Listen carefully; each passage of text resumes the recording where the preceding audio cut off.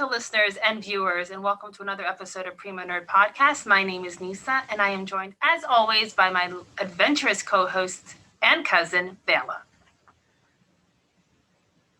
Hello, everybody. So, in today's episode, we are going to be talking about The Mandalorian. Well, season 1, excuse me, of The Mandalorian, which is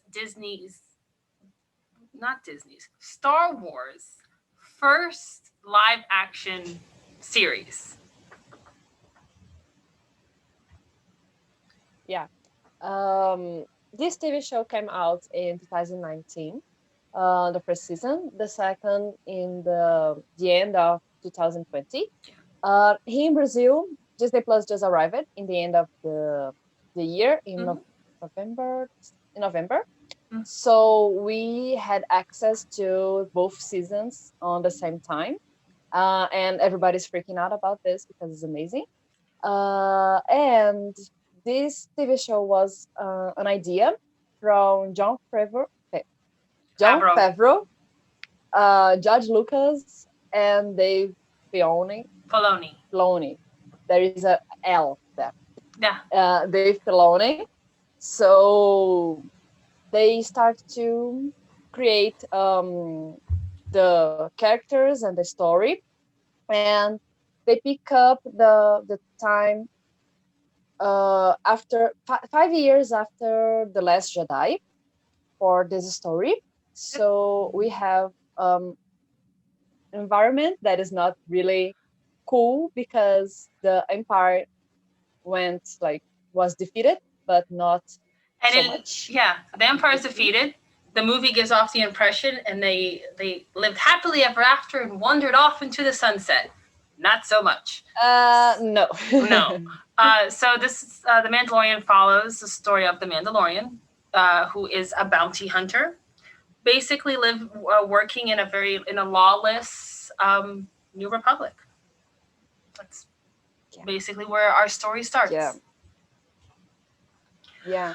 So and it's very Western. Yeah. And the story, the feeling, like in the air. Yeah.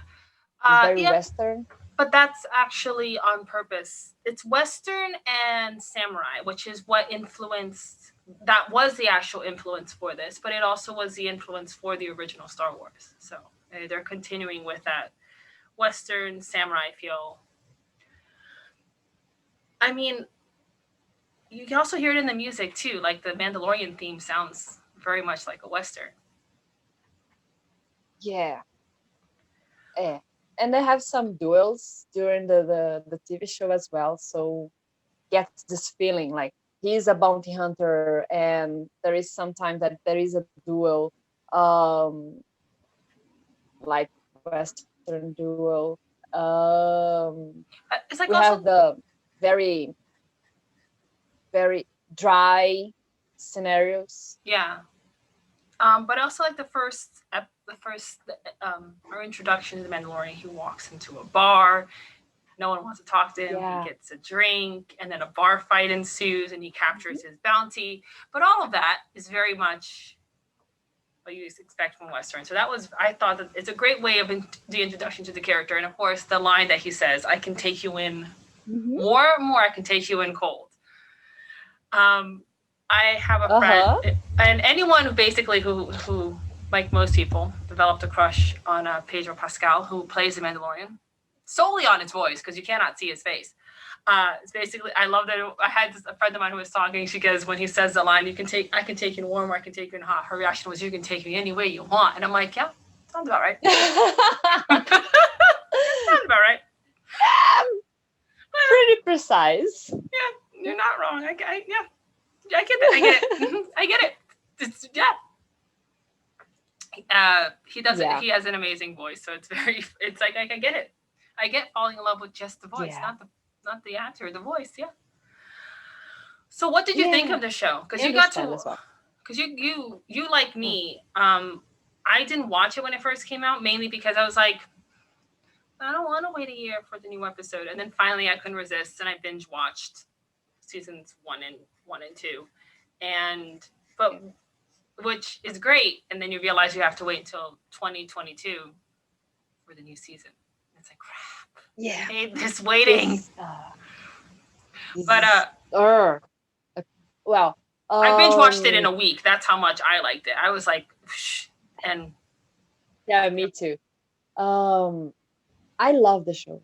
I love the show, and I think this show it's better than some movies yeah, from Star Wars we yeah, have out there. It's yeah, much better. yeah, It's one of the best stories of Star yeah. Wars, I think. I agree with you. Um, the characters they are very charismatic, Hmm. so we like them. We like to. We Um, connect with them. We want yes, we exactly. This is the word I was searching.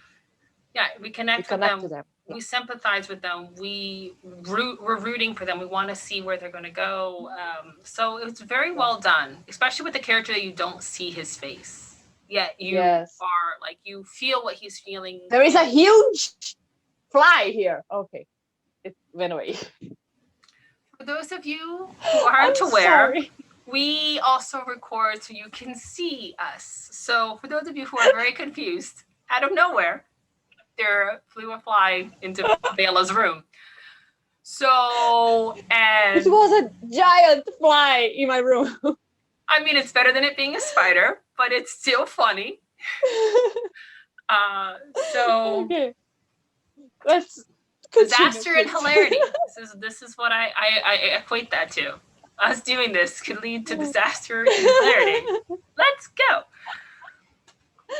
So, um, so I was about to say that it's easy to like one specific character. There is Baby oh Yoda. my God, no, who It's doesn't very like Baby Yoda? He's the exactly. I want a Baby Yoda to put. If for those of you who can't see, right behind me where I sit, there's a little place that'd be perfect to put a Baby Yoda.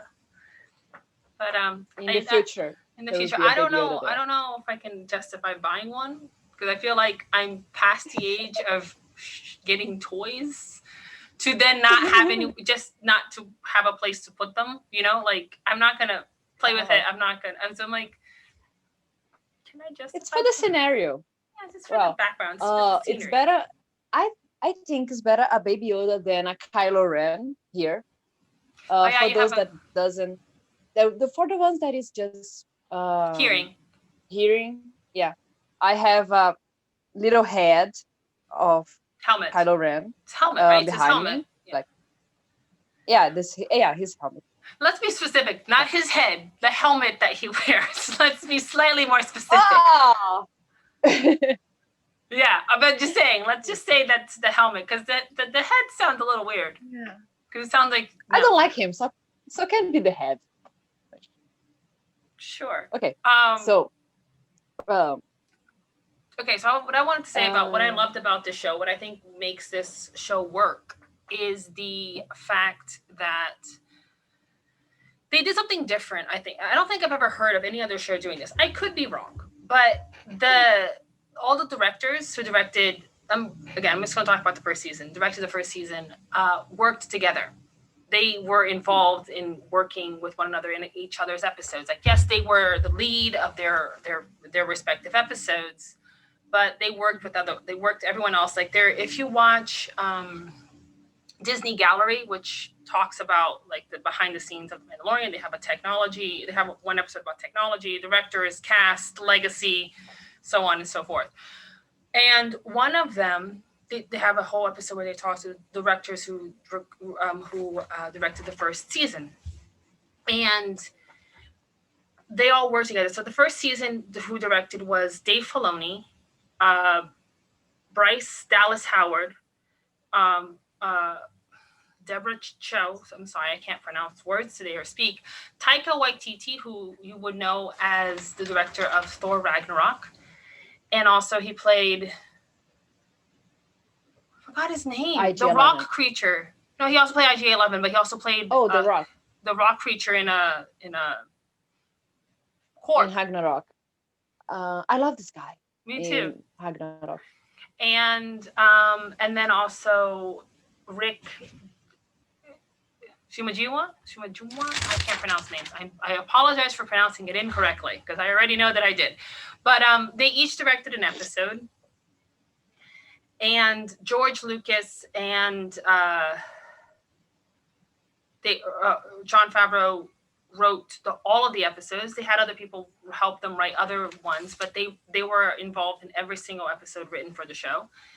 And Rick Fumajiro wrote two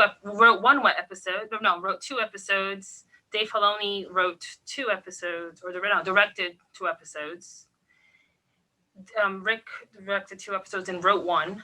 And Bryce Dallas Howard, who not only is she a well-known actress because she was in Jurassic World, her father's also a well-known director who has been friends with George Lucas, so she's been around Star Wars her whole entire life.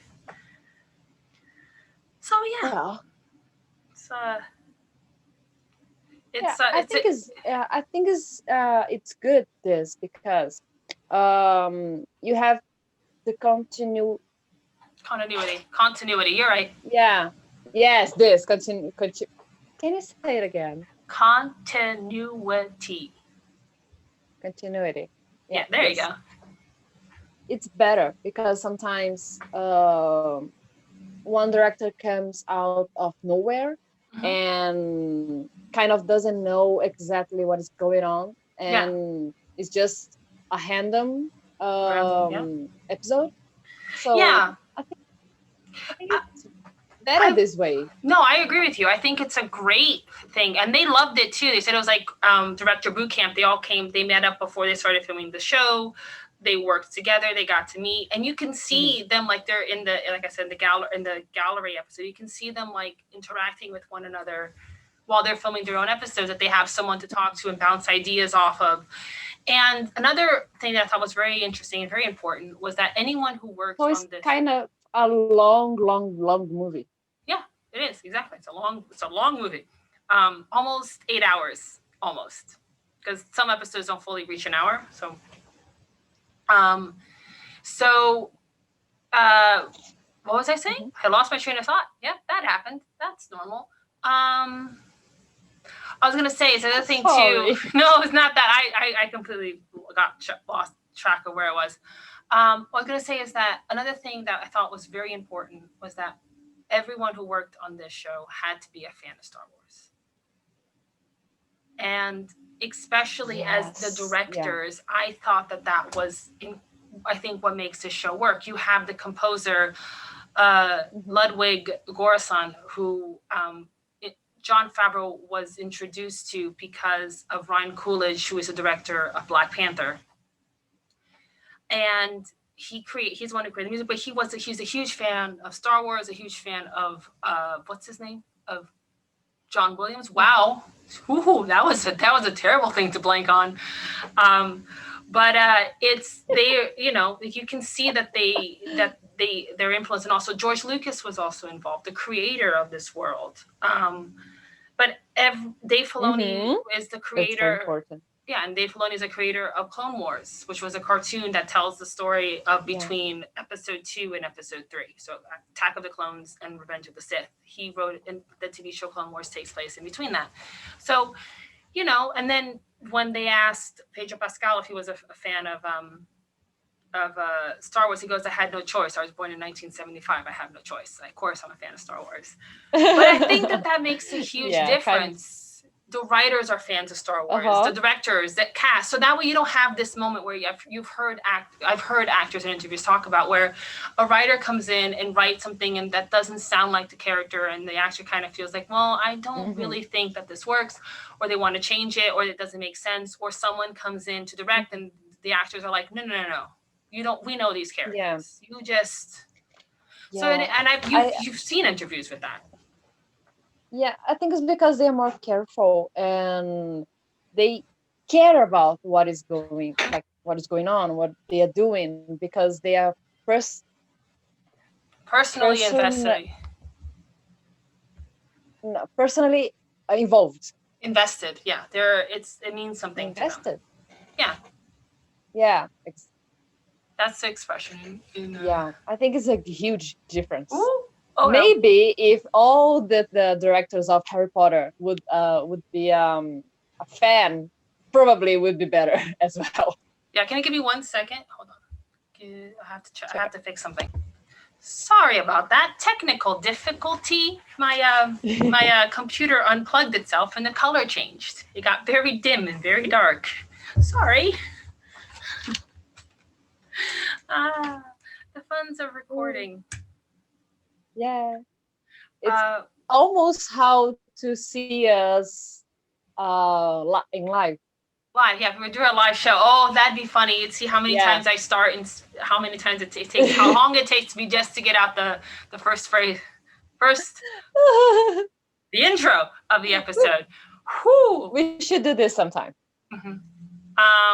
But what I'm gonna say is that I agree with you on the Harry Potter thing. It was funny that you mentioned Harry Potter because we just had a discussion about about Harry Potter and how much we would love to do an episode one day. We're not going to get into what we talked about because it's not about Harry Potter, but if you want us to do a Harry Potter episode, let us know. Yeah. Anyway. Because we love Harry Potter as well. I think for people, those of you who can't see, the tattoo on my wrist says it all. But that's not the reason why I have it. So Nisa, I don't think I can explain this in English properly. So can you explain about the Mandalorian people? Oh, right. So as far as I know, mind you, I'm not a Star Wars expert. I have not read the graphic novels. I have not played the video games. But from what I understand, from my knowledge of watching Clone Wars and Star Wars Rebels and this show, is that the Mandalorians, they were an ancient race that then founded a planet called Mandalore. And they're a race of warriors, and they're a race of warriors, and there is a faction. What? You look like you're about to say something. I had a thought that it's like Sparta in Greece. Kind of, yeah. That's actually a great. Yeah, that's exactly kind of what they were. It was a whole entire planet of warriors. They have a code. They have all these different clans of people who want to rule Mandalore, and in Clone Wars, you get a little bit more of a taste of what that is. But in Clone Wars, you see that the Mandalorians take off their helmet. You see that also in Star Wars Rebels. So what we see in The Mandalorian is a group of Mandalorians who want to go back to an ancient way of thinking, which is that they never take off their helmet. And that's the one, and he's a foundling. So he was not born of a Mandalorian or in Mandalore, but he was taken in by a Mandalorian, as you see in the first episode, which is why I love that scene where you hear she's making something for him, the armorer, right? And you hear the banging of the hammer, and you see that he travels back in time to when to the tragedy that happened in his life to make him become a Mandalorian. A child, and why he thinks the fact that he needs support foundlings so important to him, because he was a foundling. Again, that shows the importance of music, because I don't think if they had put the music, you wouldn't have known how emotional that is for him, right? Without the flashbacks, without the music, that shows you again. Yeah. My favorite part of watching that scene is I'm like, I know that voice. Why do I know that voice? So the actress who plays Armor is Emily Swallow, and she plays the Darkness, or Amara, in Supernatural. And I recognize her voice. I'm like, I know you. And that was fun. Yeah, but in the show, we have a lot of known faces. We have, not faces, because Pedro Pascal is not its helmet, but you know what I mean. People. Known actors. These are known actors who are like, we don't see them physically. Yeah. We just hear their voices. Yes, there's a few of them. Yeah, but we have Pedro Pascal that was on Game of Thrones. A show probably no one's ever heard of. Very, very ugly. Oh, one of the most gruesome deaths. And that's saying a lot. Death. Yeah. We have Jon Favreau that was happy. We have in Iron Man. We have was happy was a little bit weird. Like you might want a Happy Hogan. We have Mulan. Oh yeah, Mulan, Mei Na Wen, or also Melinda May from Agents of Shield. Yeah. So a There's a lot lot. of people. Yeah, Taika There Waititi. is we have Giancarlo Esposito as well Hmm. We have from Breaking Bad and Breaking Bad. other We shows. Gina Carano from Haywire, and also she before she became an actress, she was an MMA fighter. We have Carl Weathers, who is a veteran actor. I forgot what I personally the only the thing that comes to mind that I know him from is from an episode of Psych, the TV show Psych, which is probably not anywhere near what he's famous for. Just saying. Yeah. So I he was in Rocky. so it's a very very good. It's a very good cast. Yeah, amazing cast. It was very well casted, very well directed, very well written. But I think again, you have someone like Jon Favreau leading it. It's going to be gold. I mean, we wouldn't have Marvel if he hadn't done Iron Man. Yeah, it's true. This is very true. Um. So, in this show, we have a new technology Mm-hmm. to replace the chroma key, the green screen Yeah. from the So behind the characters. yeah, there is new technology. I forgot the name of the technology. The volume. They called it the volume. At least that's what I saw. Yes. What I loved about it is that it was LED screens. Yeah. LED screens. We don't. Okay, now that this is where it gets interesting for you. For you, you pronounce it LED. We pronounce it LED. Like we pronounce the letters. No, we say we read the word like a word. LED. Yeah, and we say LED. So okay. And it's also video game technology. It was technology that George Lucas was wanting to start using in the prequels. It was actually that he started using in the prequels. Because if you see the prequels, there are some, like, it was half of it in green screen, half of it practical and mixture. And now they've expanded it to be even more that. Yet they still kept the practical elements, like Baby Yoda is actual puppet. Krill is also the one who said the great line of "I have spoken."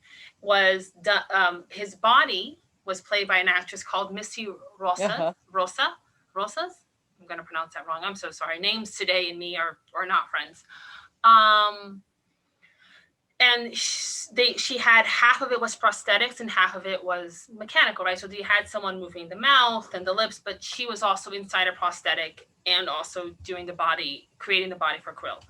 And then you of course have Baby Yoda, who has like 3 people working the ears, the eyes, and the mouth, and the head. The body, on the other hand, but the voice of Quill was done by Nick Nolte. Yeah, this. I have a complaint about Baby Yoda because they took the body, because his face is very cute and real and realistic because he blinks and has expressions and everything, but his body is too much a puppet. Yeah, I don't like it. For those of you who don't understand why that's funny, I decided what it was a good idea to show her an interview with Chris Evans saying, "I don't like it," and now that happens. But I don't like it. But I don't like it either. I agree with you there. But the hands are cute too. The hands are cute. The face is cute. Yeah, the hands are. There's a really cute interview where they're talking. I think someone asked him what it was like. Pedro Pascal, they asked him what it was like to work with Baby Yoda, and he says, basically, the point of the interview was that he said that he was like one of the best scene partners, and that there was a moment. I don't think this scene got put into the show because I don't remember seeing it.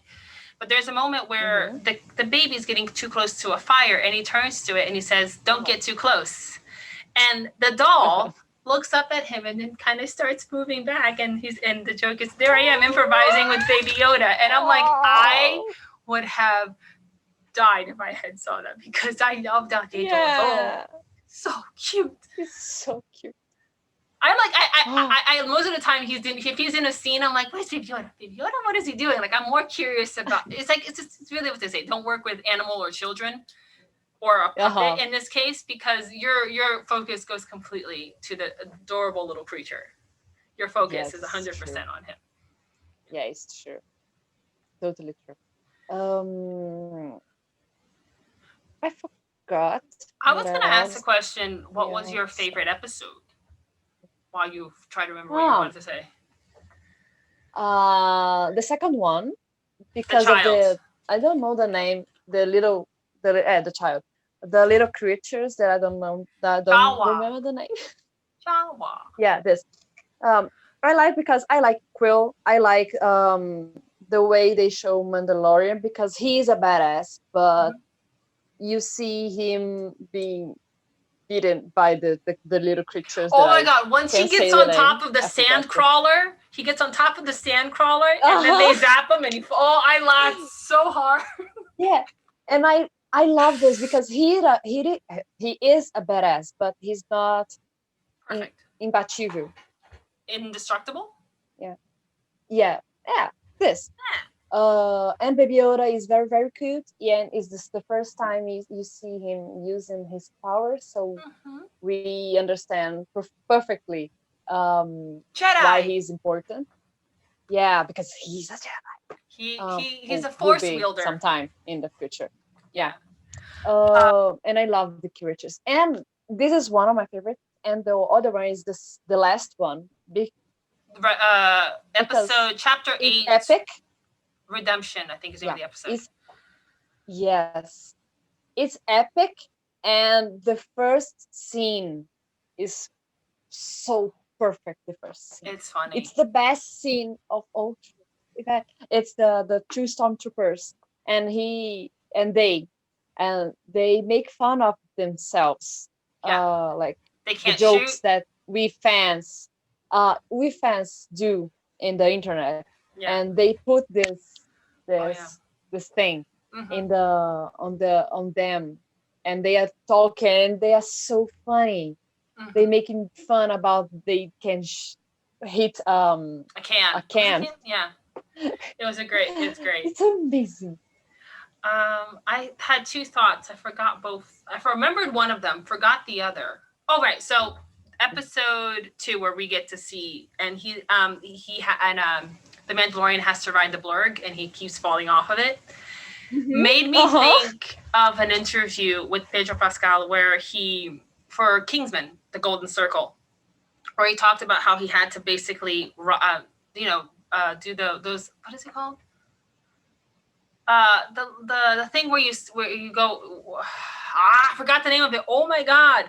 Usually it's in a Western bar where you sit on this mechanical bull. Thank you. He had to ride a mechanical bull. He was supposed to be trapped, tied to a mechanical bull and just flailing around behind in the background of a scene, and they cut it. So he spent months doing this to then for it to be cut. So when I see him trying to ride the blurg, it just because I'm thinking in my head, obviously the blurg when it was designed, it was a practical, most likely a thing like a mechanical bull that moves back and forth. So then they create, then put the animal in it in for final product.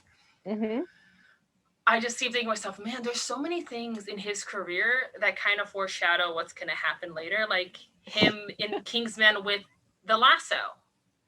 Right. And the fact that he died a gruesome death, and he's famous for dying throughout most of the things he's done. A lot of it is head injuries, so I'm really happy that he learned to put a helmet on. So he finally learned the lesson of the importance of a helmet. That, and don't talk so much when you're winning. Just go for the kill. Just don't bloat. Don't get cocky. Just and end it. So I love that. And then the other thing I was going to say is that I saw an interview with both Adam Pally and Jason Sudeikis, who played the stormtroopers, right? And Adam Pally said that he got a lot of, everyone of course they both got a lot of grief for playing those stormtroopers, because they punch Baby Yoda. And I love how Adam Paula's story is that when he first did it, he did it too hard, and like people, all these like 30 crew was like, whoa, don't. And then Jon Favreau came up, put his arm around him, and said, "You don't want to do that. This is very expensive. Don't do that again."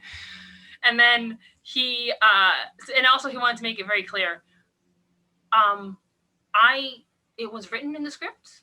I did not improvise punching him. It was written in the script. Yeah. And then because it's like limits. You can't punch Baby Yoda. Limits. You have to have limits here. Yeah. And then Jason Sudeikis said that someone came up to him and said, "Oh, you're trending on Twitter." He doesn't have Twitter. He doesn't have any of that. So he's like, "Okay, cool." Because this had been months after he stopped filming. He didn't remember that he filmed it. He goes, "Okay, cool. Why am I trending on Twitter?" To find out that people are basically are appalled and like wanting to cancel them because he punched Baby Yoda. He's like, we didn't do this. We didn't improvise it. This was written in the script. He was just doing his job. He was just doing his job. Don't kill the messenger, basically. Don't kill the messenger. Or the actor. But, it's like, it wasn't me. Kind of reminded, I just thought that was really funny. He's like, no, it's not I. And they're both like wanted to make it very clear. We didn't improvise. It was not our choice. We were told to do this. It's better. Yeah. To make this clear. Yeah, I thought that was important distinction to make. So spoilers now? Yeah. Sure. Yes. So now we're going to do a spoiler section. I don't know why. I think I almost started trying to do an accent there. I don't know what accent that was or where I was going with that. Okay. Anyway, so if you want to take if you want to continue listening, we're going to talk about spoilers. So if you haven't seen the show, we like to say thank you for listening to this episode. Please follow us on Instagram and Facebook at Prima Nerd Podcast. If you're watching the description, all of this is in the description below, be it podcast or YouTube. We have in the description, we have all of this. Click subscribe, hit the bell so that way you can see notifications. And please comment, let us know what you think. Share this podcast with others, and hope to see you in the next episode where we're going to be talking about season 2 of The Mandalorian. Yes. Now spoilers. Well, the last episode, not the last one. I think it was on the seventh. I don't know. I was thinking about the Darksaber. So I think it's the end of the 7th. Because the lava tunnel is the 7th, right? Yeah, I think so. So, I was thinking, how they would do the Darksaber, like for fans to sell, like this. Yeah. Like the sell, lightsaber, like the lightsabers. I said that right. The lightsaber. Yeah. I was thinking about this morning. That's actually a good question. Because you said that you want to buy one. Oh yeah, I had on for some reason a few years back. I had this idea that if I ever had my own place to live, I would want to have a lightsaber crossed with Jon Snow's sword. And then recently, I'm like, no, it'd be kind of cool to have lightsaber and the Darksaber. It'd be kind of, because it's in the same world, but it's also like they're two different. They're both from the same world, and I don't know why that thought came to me. But what I was gonna say about the Darksaber is that the first time I saw it, because again, it could have been shown somewhere else, was in Clone Wars, and it was wielded by the leader of the Mandalorian. Yeah, in Clone Wars. Yeah, Clone Wars. It was wielded by a Mandalorian who was the leader of called Pre-Vizsla, who is voiced by none other than Jon Favreau, which is where I think him and Dave Filoni met, and he said that if you ever want to work together, basically I think that's where their friendship began and where probably a launched the idea that they could work together. One day we'll be working together again. So I thought that was pretty cool. But yeah, you're right. How would they create the dark saber? Because the difference between the lightsaber and a saber is that the saber actually looks like a sword, just light. So that'd be kind of cool to see what they're going to do with it. If also, I think also it's lighting it darkly is in a dark light is a lot different than lighting it like just putting a color. I have no idea, but I'm curious about it. I agree with you. That'd be really cool to see. Yeah. It also doesn't make a noise. I realize it doesn't have the wow. I think it's not the lightsaber sound. No, it's not. It's different. And in this last episode, we see the face. We see Mando's face, and also learn his name, Jin Darin. Yeah, Jin Darin. Yeah, this. And yes, but I like this scene because it's not just I would take out off my it's earned. There is a reason. There is a reason that is a good reason, and I like the way he doesn't want to take off the helmet. Yeah, but it was something that I was curious. Then the droid convinced him. Yeah. Because I love the fact he goes, no living thing can see my face, and the droid right before the droid says it, I'm like, but he's not a living thing. And then, ta-da! Yeah, I thought he's a robot. A droid. Come on. Like, you're fine. But it was a nice way of finding a loophole in the fact that we get to finally see the face of the character without it being like compromising or being that weird thing where they're kind of, I think the expression is they want to jump the shark, or they want to try to create a random reason just so that we can see his face. Because you created the character with the idea that you're not going to see his face. Like that was innately in the story. So. Yes. Yeah. So I thought that was really good. Yeah, it was well written. Yeah. It's a good. Also, by the way, on the story. Oh, by the way, I just remember this right now. You know that scene where he gets blown back and then Cara Dune picks him up and drags him into the house when they're outside. Yeah. That actually was Gina Carano picking him up and carrying him into the house. That's her. That's literally her. That's not a stunt double. It's her doing that. Yeah. She's a badass. Wow. Just saying, that was her. Yes. That was full on her. Yeah. She's very, very strong. Girl power. I think that's when they realized just how strong she was when she and she picks him up with like ease too. She's like, whoop, and drags him back. I'm like, dang. I have difficulty lifting 50 pounds. We have a lot of strong woman in this show. Oh yeah, so many of them. You have Finnick Shand, played by Ming Na Wen. I'm sorry, I'm going to pronounce that wrong incorrectly. We have, and then there's other ones too, but I think I'm going to leave that. I think the second season. Yeah, there's more. There's more. Yeah, there's a lot more women coming in. Yeah. What else? We have in the spoiler. I think that's it. Those are the big ones. That's the spoilers, right? Like,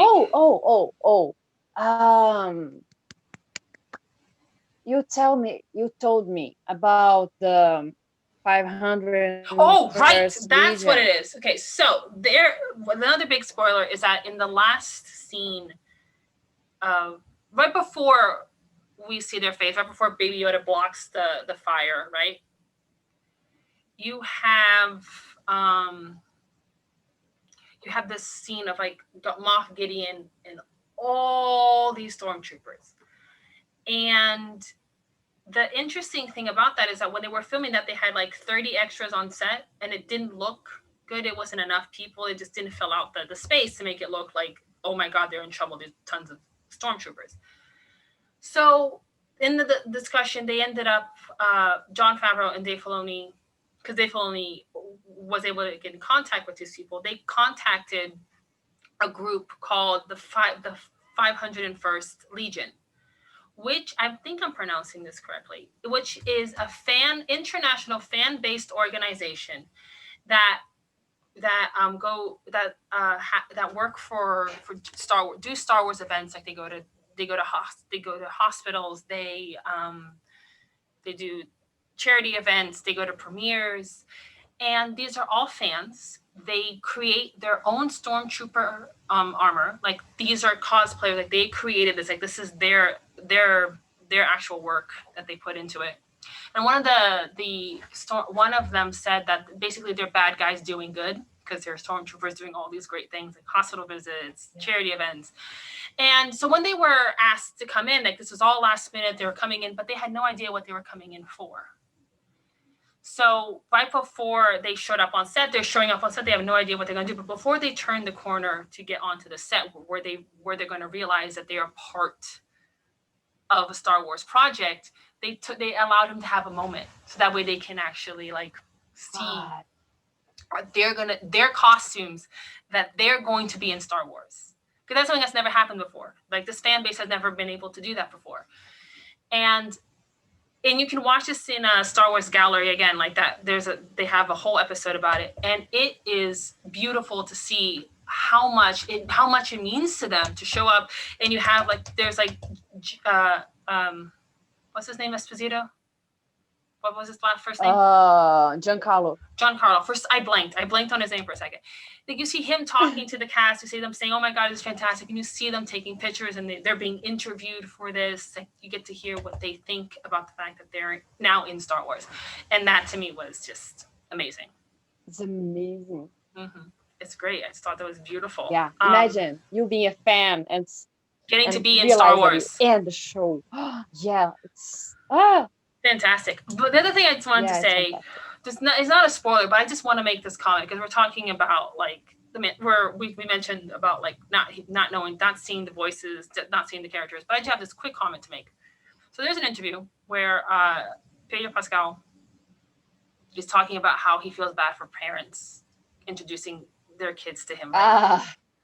And he's like, well, all these parents are super excited. They're going to introduce their kids to Mandalorian. The kids look at him and they're like, who the hell is this guy? He doesn't have a helmet on. He's not holding Baby Yoda. And according to him, he's like, and I can't do the voice because to him, it kind of sounds like a bedroom voice, akin to, which is highly inappropriate. But my reaction to it is, yes, I agree with you. A bedroom voice is not an appropriate thing to talk to a kid in. But I don't understand how that's a bedroom voice, simply because I've watched Narcos, I've watched Game of Thrones, I've watched interviews with you, I've seen Kingsman. You do that voice in scenes. I mean, if you think, oh, Game of Thrones, Oberyn Martell is most of the time in a brothel. Yeah, that makes sense. He would do a bedroom voice. No. I'm talking about scenes where you're talking to Tywin or Tyrion Lannister, or you're talking to Cersei, who you're not hitting on.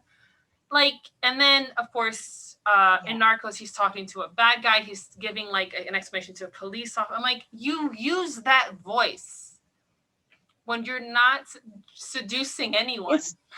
It's just your voice, dude. It's only on his mind. On his mind, yeah. I think it's only on his mind, this problem. Really? I mean, I think what he's not understanding is that his voice in and of itself, I'm gonna feel so embarrassed saying this, but is sexy. I mean, like, that's the point. Yes, it is. Yeah. If I haven't made it clear, I kind of have a tiny crush on Pedro Pascal, and the only reason why I can mention this is because the chances of him actually hearing this are like 0. So I feel safe in admitting major crush. I will cross my fingers. Why? Why do you want me to embarrass myself? I don't want you to embarrass yourself. I just want us to be famous. Okay? Oh yeah, there's that. You never know. But I mean, it's like, I always think of, I don't want him to know that I'm a crush on him, because I mean, the rest of the world, most people do, but it's embarrassing to say it out loud. Anyway, but yeah, so it's recorded. It's going to be out on the internet, and for people to know that I have a major crush on Pedro Pascal. He's perfect. Anyway, the only other thing I wanted to say is that if you go to Disney World Galaxy's Edge, the X-Wing you see there was used as the cockpit for all the X-Wings in The Mandalorian. And there is a director cameo of Dave Filoni, Deborah Cho, and Rick in episode 6, The Prisoner. So just wanted to put that out there. You can see them, and they're dressed as the New Republic, like the New Republic soldiers or whenever like that. They're flying in the last scene in the show, and all that dialogue was kind of made up, and like Jon Favreau was kind of guiding them on how to say it. You can hear more about it when you watch the gallery, them talking about that scene, because it's really funny, because they had no idea what they were doing. But yeah. And also Mark Hamill did the voice of a droid. So this is the end. Yeah, this is big. Oh yeah, this really cool. He in the Mos Eisley Cantina, which is from episode 4. The bar that Luke and Obi-Wan Kenobi or Ben Kenobi walk into that didn't allow droids. You now see it in The Mandalorian, and the droid is a bartender, and that is voiced by none other than Mark Hamill, aka Luke Skywalker. Thought that was cool. Yeah. So that concludes our end our episode. Our Mandalorian. So in the next episode will be about the 2nd season. So stay with us to see more about Mandalorian. Yeah. And of course, again, follow us on Instagram and Twitter. Instagram and Facebook at Prima Nerd Podcast. You can also, please, if you're watching on YouTube, like, subscribe, click on the bell. Let us know what you think. Comment, share with others who might be interested in our podcast. And we hope to see you next week. Bye. Yes. Bye.